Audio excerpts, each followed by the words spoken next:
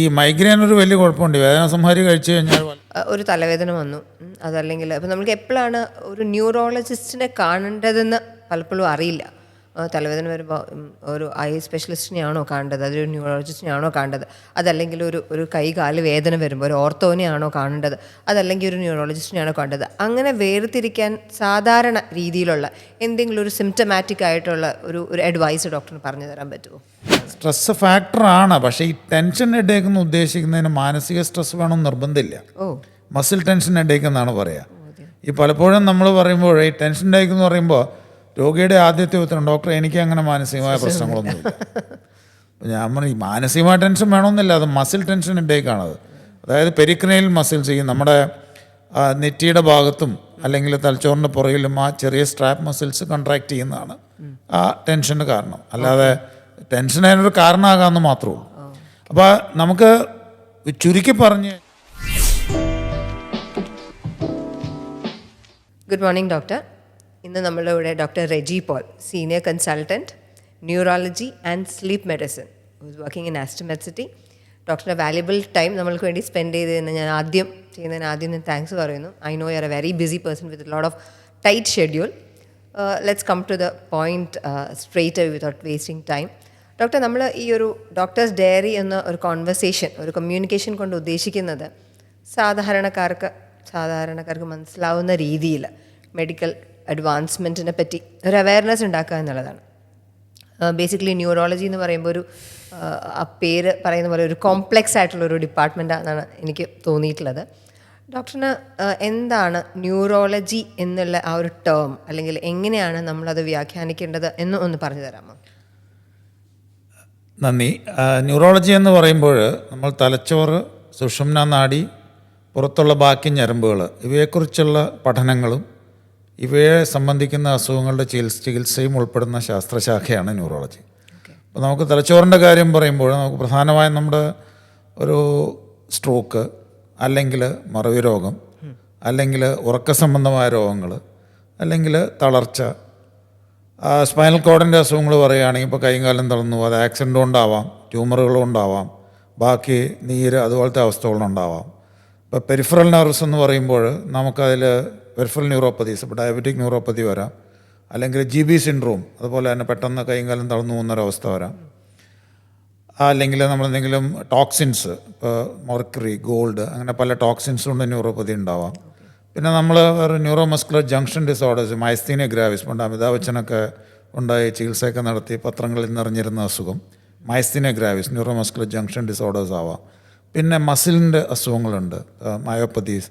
നമ്മളിപ്പോൾ SMA ഇപ്പോൾ മീഡിയയിലൊക്കെ ഒത്തിരി കാണുന്നുണ്ട്. SMA വിലയേറിയ മരുന്നുകൾ പുറത്തുനിന്ന് ഇമ്പോർട്ട് ചെയ്ത് കൊടുക്കുന്നു, കോടിക്കണക്കിന് രൂപ വരെയുള്ള മരുന്നുകൾ കൊടുക്കുന്നു. അപ്പോൾ അതുപോലെ തന്നെ പല മസിൽ ഡിസീസസ് ഉണ്ട്. അപ്പോൾ ഇതിൻ്റെ എല്ലാം ഞാൻ ഓരോ ചെറിയ ഉദാഹരണങ്ങൾ പറഞ്ഞെന്നുള്ളൂ. അപ്പോൾ തലച്ചോർ മുതൽ മസിൽ വരെ നീണ്ടു കിടക്കുന്ന ഒരു നീണ്ട ശൃംഖല, അതാണ് ന്യൂറോളജി. അപ്പോൾ ഇവയെ സംബന്ധിക്കുന്ന പഠനങ്ങളും ഇവയെ സംബന്ധിക്കുന്ന അസുഖങ്ങളുടെ ചികിത്സകളും, അതാണ് ന്യൂറോളജി എന്ന് പറയുന്നത്. ഒരു വല്ലാത്തൊരു ക്വസ്റ്റ്യനാണ് ഞാൻ ചോദിക്കാൻ പോകുന്നത്, ഒരു സാധാരണക്കാരൻ്റെ ഒരു ക്വസ്റ്റ്യൻ. ഒരു തലവേദന വന്നു, അതല്ലെങ്കിൽ ഇപ്പം നമുക്ക് എപ്പോഴാണ് ഒരു ന്യൂറോളജിസ്റ്റിനെ കാണേണ്ടതെന്ന് പലപ്പോഴും അറിയില്ല. തലവേദന വരുമ്പോൾ ഒരു ഐ സ്പെഷ്യലിസ്റ്റിനെയാണോ കാണേണ്ടത്, അതൊരു ന്യൂറോളജിസ്റ്റിനെയാണോ കാണേണ്ടത്, അതല്ലെങ്കിൽ ഒരു കൈ കാല് വേദന വരുമ്പോൾ ഒരു ഓർത്തോനെയാണോ കാണേണ്ടത്, അതല്ലെങ്കിൽ ഒരു ന്യൂറോളജിസ്റ്റിനെയാണോ കാണേണ്ടത്. അങ്ങനെ വേർതിരിക്കാൻ സാധാരണ രീതിയിലുള്ള എന്തെങ്കിലും ഒരു സിംറ്റമാറ്റിക് ആയിട്ടുള്ള ഒരു അഡ്വൈസ് ഡോക്ടറിന് പറഞ്ഞു തരാൻ പറ്റുമോ? ഇപ്പോൾ കേരളത്തിനെ സംബന്ധിച്ചിടത്തോളം നമുക്ക് ഒരു സ്പെഷ്യലിസ്റ്റിൻ്റെ അവൈലബിലിറ്റി വളരെ കൂടുതലാണ്. നമുക്കിപ്പോൾ വിദേശ രാജ്യങ്ങളിൽ ഇപ്പോൾ ഒരു ന്യൂറോളജിസ്റ്റിനെ സ്പെഷ്യലിസ്റ്റിനെ കാണുക എന്ന് പറയുമ്പോൾ മിക്കവാറും മാസങ്ങളുടെ ഒരു വെയിറ്റിംഗ് ലിസ്റ്റാണുള്ളത്.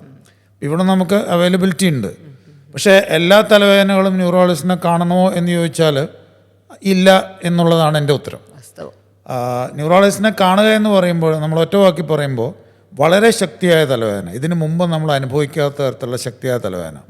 അതായത് ഈ തലവേദനയ്ക്കൊരു കുഴപ്പമുണ്ട്, നമ്മുടെ തലച്ചോറിൽ രക്തക്കുഴൽ സംബന്ധമായ അസുഖങ്ങൾ, ഇപ്പോൾ അന്യൂറിസം, AVM, അപ്പോൾ ഇതൊക്കെ നമുക്ക് പെട്ടെന്നൊരു ബ്ലീഡിങ് ഉണ്ടാവുകയോ മരണം സംഭവിക്കുകയോ ചെയ്യാവുന്ന പ്രശ്നങ്ങളാണ്.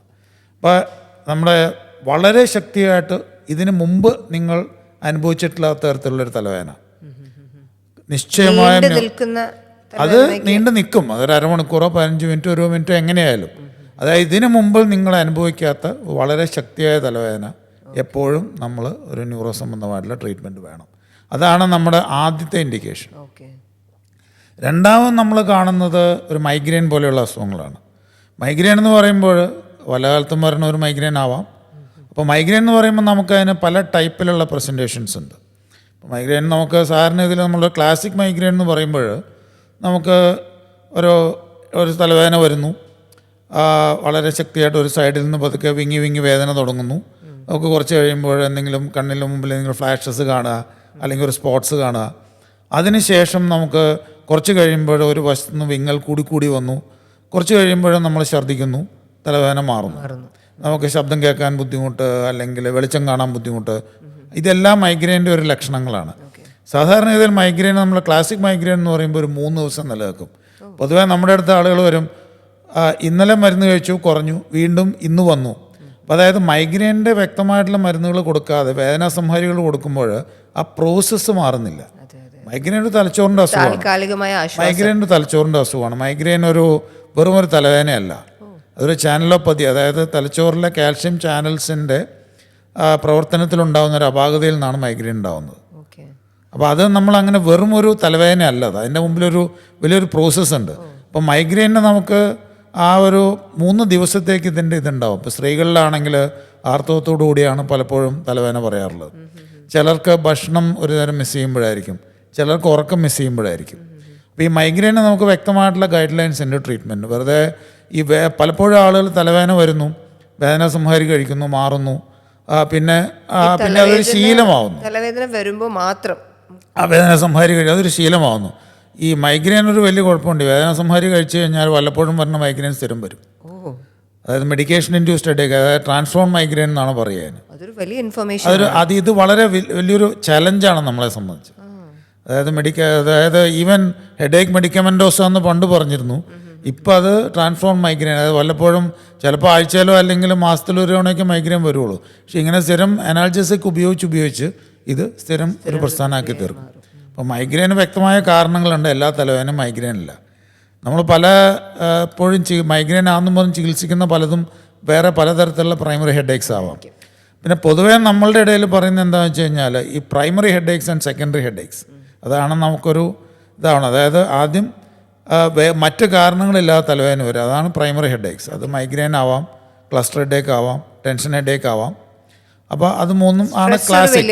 സ്ട്രെസ് ഫാക്ടറാണ്. പക്ഷേ ഈ ടെൻഷൻ ഹെഡേക്ക് എന്ന് ഉദ്ദേശിക്കുന്നതിന് മാനസിക സ്ട്രെസ് വേണമെന്ന് നിർബന്ധമില്ല. മസിൽ ടെൻഷൻ ഹെഡേക്ക് എന്നാണ് പറയുക. ഈ പലപ്പോഴും നമ്മൾ പറയുമ്പോൾ ഈ ടെൻഷൻ ഹെഡേക്ക് എന്ന് പറയുമ്പോൾ രോഗിയുടെ ആദ്യത്തെ ഉത്തരം, ഡോക്ടർ എനിക്ക് അങ്ങനെ മാനസികമായ പ്രശ്നങ്ങളൊന്നുമില്ല. അപ്പോൾ ഞാൻ പറഞ്ഞു, ഈ മാനസികമായ ടെൻഷൻ വേണമെന്നില്ല, അത് മസിൽ ടെൻഷൻ ഹെഡേക്കാണത്.